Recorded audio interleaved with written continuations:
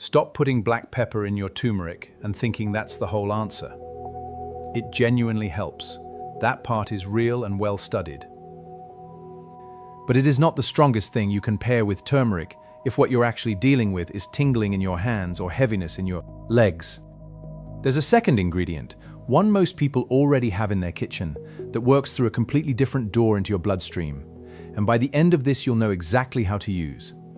Both together, here's why this distinction actually matters, rather than being a minor technicality. If curcumin's real value is in calming the kind of inflammation that irritates nerves, then how much of it actually reaches those nerves determines whether any of this does anything at all. Get the pairing wrong or incomplete, and you could be doing this every single day for months and getting almost none of the benefit the research actually points to. Get it right, and you're working with two separate, well-documented mechanisms instead of one partial one. Quick and honest note first. Tingling in the hands and legs can come from several different places. Poor circulation, a vitamin deficiency, or if it's constant weakness, that's worth a real medical equation. Not just a spice cabinet fix. What we're covering here is genuine, well-documented support, not a replacement for that. I'd rather say that plainly at the start than have it feel like an afterthought once you're already invested in a food-based fix. Here's the actual problem with turmeric that almost nobody explains clearly. The active compound in it, curcumin, is the part responsible for its anti-inflammatory effects, and inflammation is one of the things that can aggravate nerve irritation in the first place. But curcumin has a frustrating property.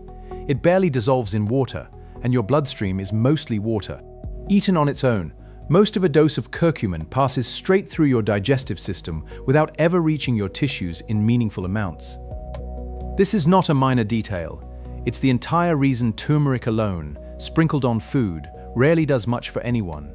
Think about what actually has to happen for a spice on your plate to end up doing anything for a nerve ending in your fingertip.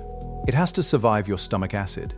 It has to cross the wall of your small intestine into your bloodstream.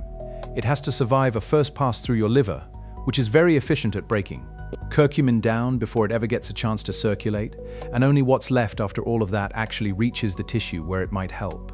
Here's a number that puts this in perspective. Some of the earliest pharmacokinetic studies on plain curcumin found blood concentrations so low after a standard dose that they were barely detectable at all, which is a striking result for something people assume is working just because they can taste it. Most nutrition advice stops at eat more turmeric and never mentions that 3 of those 4 steps are where nearly everything gets lost. That's the actual gap worth closing, and it's why the pairing you use matters so much more than the turmeric itself. This is also, honestly, why so many people try turmeric for a few weeks, notice nothing, and quietly give up on it, concluding it just doesn't work for them. The spice was never the failure. The failure was in how little of it ever actually got where it needed to go. That's a very different conclusion than turmeric doesn't work, and it's one almost nobody walks away with, because nobody explained the absorption problem to them in the first place. Black pepper became the fix everyone reaches for because of one specific real study. Researchers gave people 2 grams of curcumin, some with 20 milligrams of piperine, the compound in black pepper, some without. The group that got piperine showed roughly a 2,000% increase in curcumin actually reaching their bloodstream, a 20-fold jump measured directly through blood samples over several hours. That's not a rounded-off marketing number. That's the real result from that specific study, which is exactly why the pairing became so popular in the first place. It works by slowing down how quickly your liver breaks curcumin apart, specifically by inhibiting one of the liver enzymes responsible for clearing it out of your system, so more of it stays active, and circulating longer instead of being processed and discarded within the first hour or 2. That's a genuinely strong result, and I don't want to undersell it just to build up to the next thing. If you've been adding black pepper to your turmeric, keep doing it. The issue isn't that it's wrong. The issue is that it only solves one link in a longer chain, and most people assume it's solving the whole chain. There's also a practical limit worth knowing. Piperine at high doses can actually interfere with how your liver processes certain medications, since the same enzyme it's slowing down for curcumin is involved in metabolizing other drugs too. A small pinch in food is not typically a concern, but it's part of why more black pepper isn't a strategy. A small consistent amount paired with something addressing the other half of the problem is. So if piperine genuinely works this well, why look any further? Here's the part that surprised me once I started digging into the pharmacology research directly. Curcumin doesn't just need help getting past your liver, it needs help getting across your intestinal wall in the first place.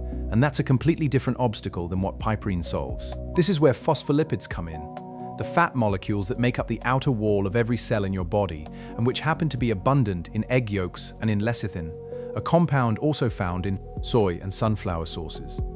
When curcumin gets bound to phospholipids before it reaches your gut, it doesn't have to fight its way across the intestinal wall the normal way. It essentially hitches a ride, because the wall itself is built from the same material. Picture trying to get through a door built entirely out of a material you don't have any of, versus a door built from a material you're already carrying a supply of. One is a wall, the other opens on contact. Researchers have tested this directly by comparing phospholipid-bound curcumin to standard curcumin in the bloodstream. Depending on the specific study and dose, they found improvements in bioavailability ranging from about 5 times higher up to 29 times higher than plain curcumin. That upper number matches or exceeds what piperine alone achieves through an entirely separate mechanism, one that doesn't rely on slowing down your liver at all, which means these two approaches aren't actually competing with each other. They're solving 2 different steps of the same problem. One getting curcumin across the gut wall, the other keeping it circulating once it's there. This is also worth mentioning, the exact mechanism behind several higher-end curcumin supplements sold specifically for this reason, curcumin pre-bound to phosphatidylcholine in a lab, sold under various branded names, often at a noticeably higher price than plain turmeric capsules. You don't need to buy that supplement to get a version of the same effect. Egg yolk and lecithin-rich foods carry the same class of molecule, just not in a pre-isolated concentrated form, which means the effect from food will generally be more modest than a concentrated supplement dose, but it's working through the identical mechanism for the cost of an egg rather than a bottle. It's worth pointing out how differently these 2 pathways, piperine and phospholipids, actually behave once you understand the mechanism. Piperine works like slowing down the exit door. Curcumin gets in at the same rate, but leaves your system more slowly, so more of it is present at any given moment. Phospholipids work like widening the entry door. More curcumin gets in the first place, regardless of how quickly it eventually leaves.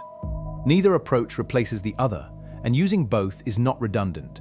It's addressing 2 separate physical bottlenecks in the exact same journey a curcumin molecule has to take from your plate to your bloodstream. Here's where this connects directly back to the tingling and heaviness we started with. And it's worth understanding exactly how solid this research actually is, because it's more established than most people realize.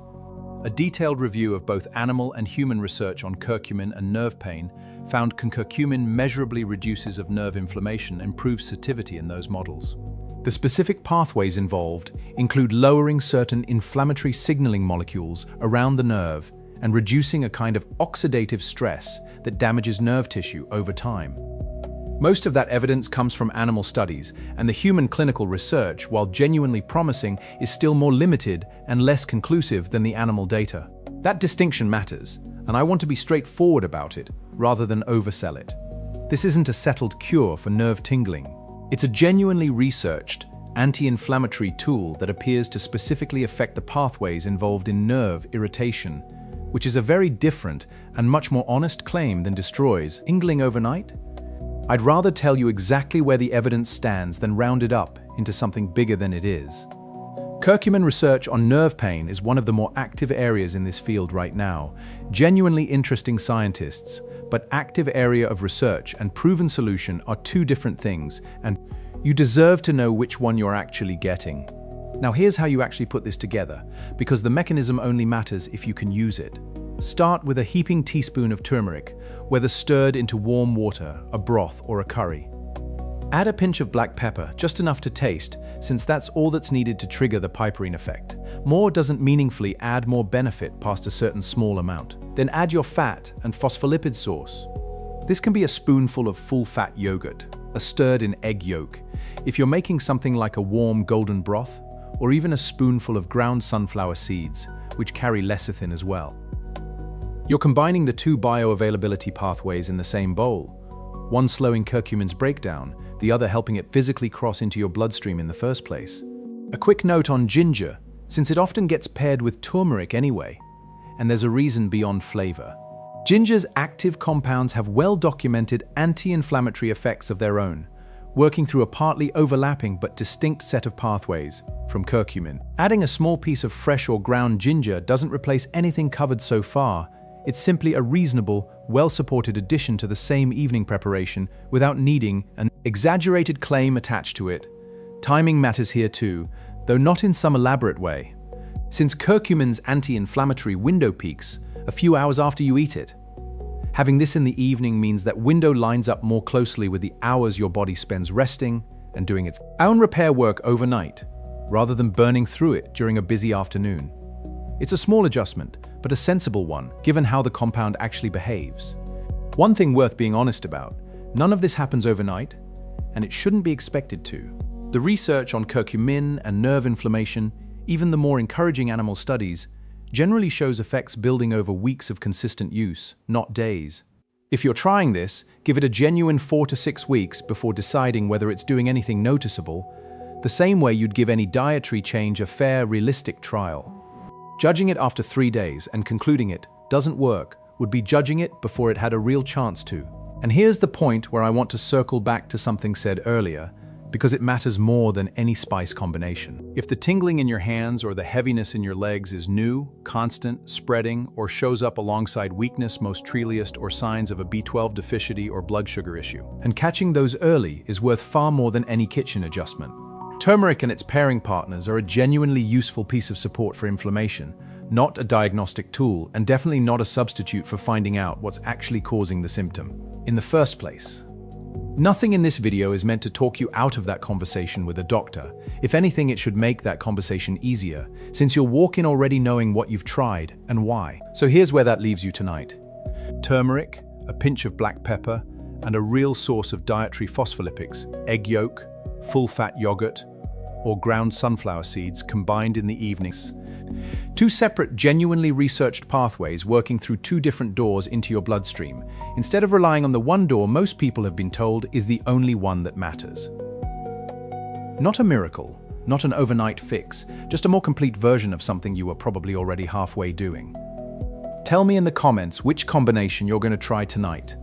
Egg yolk, yogurt, or sunflower seeds, and I read every single one myself. If this helped you understand why your turmeric might not have been working as well as you expected, subscribe, because we'll keep digging into research most people never hear explained this clearly, without the exaggeration that usually comes attached to it.